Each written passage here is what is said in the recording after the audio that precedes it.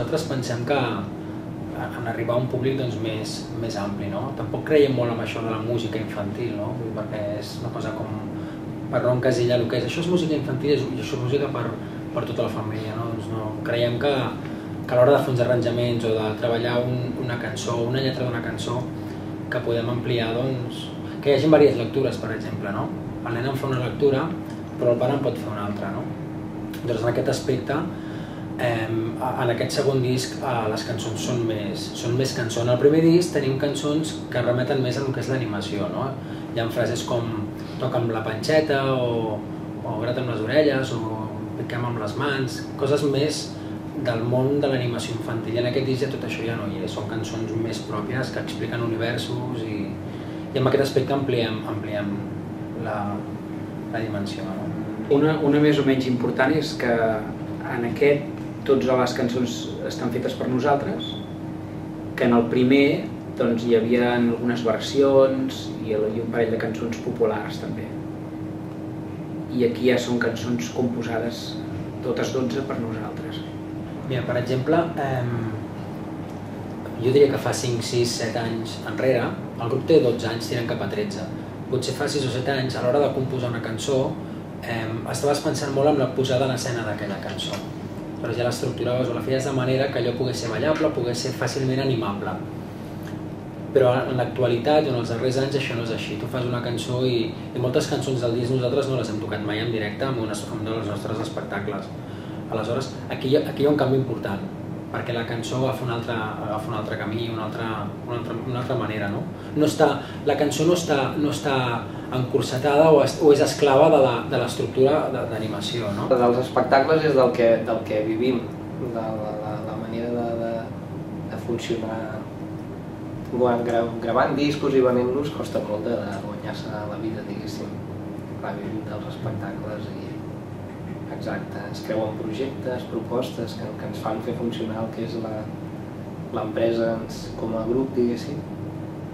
I sí, potser sí, en això sí que tens raó, que hem abocat esforços. Sí, i en aquests 12 anys i mig de vida del grup, els dos moments de decidir de fer un disc han sortit com molt naturals, no? Quan tenim prou material, més que dir, ostres, hem de gravar un disc, anem a fer cançons, dius no, nosaltres anem fent cançons i anem fent.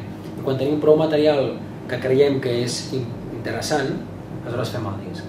El treball en equip que tu has mamat des de petit, al cau, doncs això suposo que ho portes una miqueta a la teva manera de treballar en grup, no? És una de les maneres internament. Després també conèixer molt on vas a treballar, perquè clar, moltes vegades toquem per esplais, agrupaments, aleshores doncs conèixer molt allà on vas i què es necessita, com t'han fet ballar a tu de petit. Bueno, tot això clar influencia molt a l'hora de plantejar-te un espectacle, per exemple, o com vols arribar a la gent, uns valors també, no? I en el fons som un petit grup, com els petits grups com les patrulles o les sisenes, que ens autogestionem i tirem endavant projectes com el que fèiem al cau amb els nens, no? I també el que nosaltres vam aprendre que els nens tenien prou recursos per ser protagonistes del seu creixement i de la seva diversió, doncs seguim pensant que el públic, allà on anem, el públic també té prou recursos, lligat amb allò de l'animació que dèiem, no? El públic té prou recursos per divertir-se també. Amb naturalitat. No s'ha ni d'infantilitzar el llenguatge, ni parlar-nos ara com estan els... No, perquè això és... No té sentit, de fet no és absurd, no té sentit, naturalitat, cadascú com és i... Aquí anirem a petar un altre cop com a la pregunta anterior, no? Anirem a l'arrel de dir, bueno, com ens hem de dirigir els nens tots plegats, no? Com ens dirigim als nens i quin llenguatge tenim de cara als nens, no? Que a vegades és molt estereotipat i molt engraellat, són coses que nosaltres quan ho veiem no ens agrada, no? Allò, hosti, tots els diminutius i que sí, que forma part d'una tradició cultural, però que moltes vegades dius, bueno, sembla que parlis amb... Si t'estan entenent, no hi ha cap problema. Doncs que més natural ets, també el nen menys associa que li està parlant un adult amb unes finalitats pedagògiques, per exemple, perquè els nens també al final t'acaben caçant, no? T'agafen la fórmula, no? Mira, aquest m'ho diu així perquè vol que faci això. com més natural ets, no? Sí, i això es veu quan vas a determinats llocs i has estat allà una estona cantant i et ve un nen i et diu profe. Ja t'ha posat en el calaix d'un adult que li ha dit el que ha de fer, com s'ha de divertir, i això també fa una mica de respecte. Clar, és igual que les lletres, no? Quines lletres fem? Per dogmatitzar, per alliçonar els nens del que han de fer, o fem lletres que els hi plantegin mons semblants, perquè clar, nosaltres som adults, mai a la vida hem sigut nens, però mai a la vida podrem parlar el llenguatge dels nens perquè som adults. Ens podem apropar com a molt o intuir què és el seu món, no? Ara, jo trobo molt pervers intentar entrar en el seu món i dir-los que hem de fer una cançó per llançar el paper al contenidor de color blau i una cançó per dir que la guerra és dolenta i que la pau és bona. Això per mi és insultar la intel·ligència dels nens, no? Això ho dic així, és la meva opinió, però vull dir que en aquest aspecte jo crec que una manera d'arribar als nens és ser molt honestos amb ells, perquè a vegades cantem coses als nens que ni un mateix se les creu, ni un mateix a la seva vida particular les aplica, perquè jo no sé la convivència que puc tenir amb els meus veïns, com puc jo fer una cançó dient-li als nens que ha de tenir una convivència amb els seus amics? Però és una incoherència, quan baixem llistons intentem comunicar amb mons fantàstics, o amb emocions que podem compartir de grans i petits, per exemple, que aquí sí que connecten, no? A vegades connecten més amb això, amb temes emocionals o amb temes de percepcions de la vida, encara que siguin abstractes, no?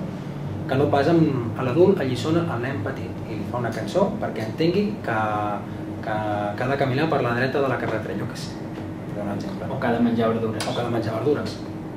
Que això s'estan fent, es fan discos sobre quina alimentació hem de portar. Bueno, també és lícit que algú agafi la cançó com a eina i faci un disc de conferències, no? Tot està per fer i tot és possible.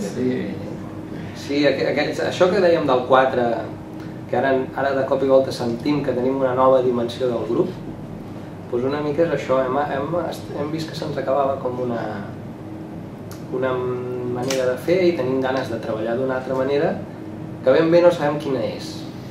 Tinc ganes de treballar amb la música, amb els nens, amb les famílies, és a dir, no només amb nens, sinó amb un nen vivint en un entorn amb adults i això. I no sabem estem treballant en projectes que estan per desenvolupar, que no sabem ben bé... És una mica la sensació personal, però crec que més o menys igual estem d'acord que és com si el grup hagués agafat una majoria d'edat ara i de cop i volta se'n va de casa, no? És una mica això. I clar, però nosaltres som els que estem a casa, no sé si m'explico.